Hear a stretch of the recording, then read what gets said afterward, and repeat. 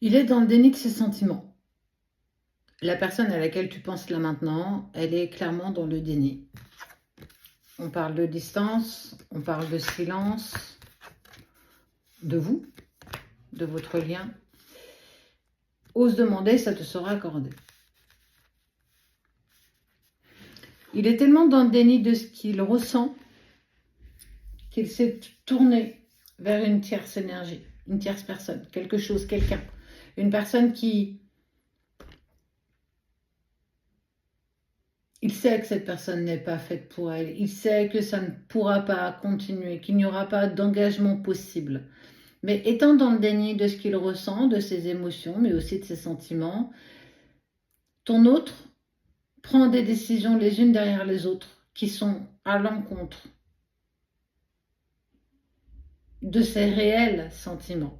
Les sentiments qu'il a pour toi, cette connexion qu'il a avec toi, au-delà de tout ce qui se passe. Alors, moi, j'ai envie de te dire, prie. Prie et ça te sera accordé. Prie à ta façon. Prie.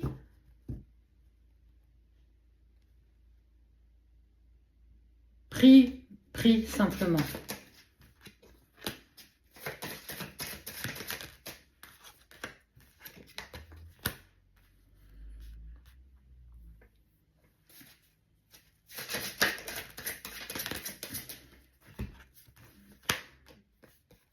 Il se fait mal.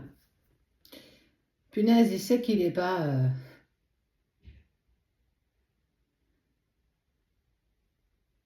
C'est un peu comme s'il se jetait son propre bâton et qu'il le donnait pour se faire battre. C'est presque qu'il se punit lui-même. Il est tellement dans le déni de ce qu'il ressent. Il est tellement dans ce vide. Il ressent un vide à l'intérieur, intersidéral, qu'il ne se tourne pas vers les bonnes personnes. En tout cas, vers des tierces qui ne sont clairement pas faites pour lui ou pour elle. Et puis... cette manipulation dont lui-même fait preuve, pas avec toi, avec les autres. Il a besoin de se prouver quelque chose, il a besoin de se prouver qu'il a une valeur. Mais il comprendra, et il comprend très vite que c'est certainement pas avec ces personnes-là qu'il pourra construire ou avancer, évoluer, en tout cas en toute sérénité.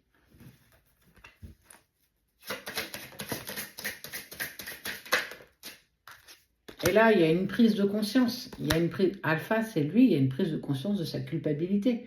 Il y a une prise de conscience que, mais qu'est-ce que j'ai été faire?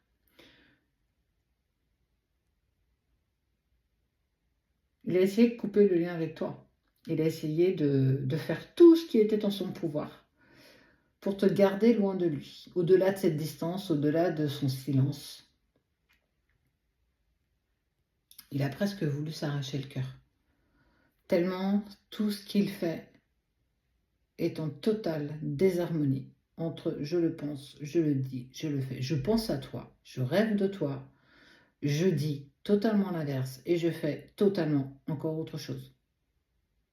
Même son entourage ne s'aperçoit même pas, enfin si, s'aperçoit qu'il fait n'importe quoi. Depuis que vous n'êtes plus ensemble, il fait n'importe quoi.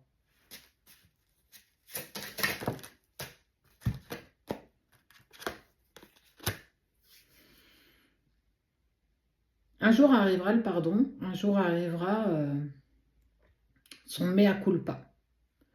Pardon, je te demande pardon. J'ai longtemps refusé mes émotions, j'ai longtemps refusé mes sentiments. Ce qui m'inquiète, c'est que ça ne sera peut-être pas suffisant pour que tu puisses l'accepter à nouveau dans ta vie. Tu as avancé, tu as évolué, tu as cheminé, tu as gagné en complétude. Tu t'es priorisé. Et lui n'a pas aussi bien avancé que toi. Lui est resté presque le même. Et que ce pardon, quand il arrivera,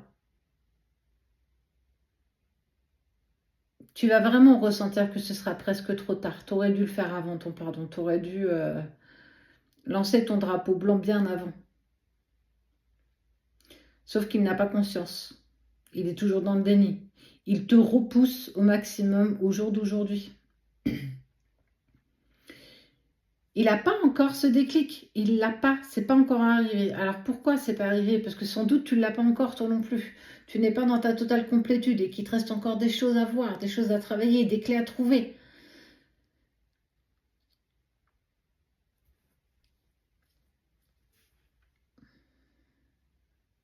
Ce moment arrivera, ce moment du pardon sera et avancera avec toi.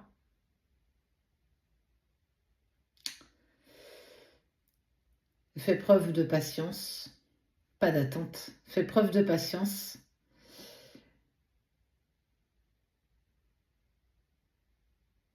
Mais ça va risquer d'être juste.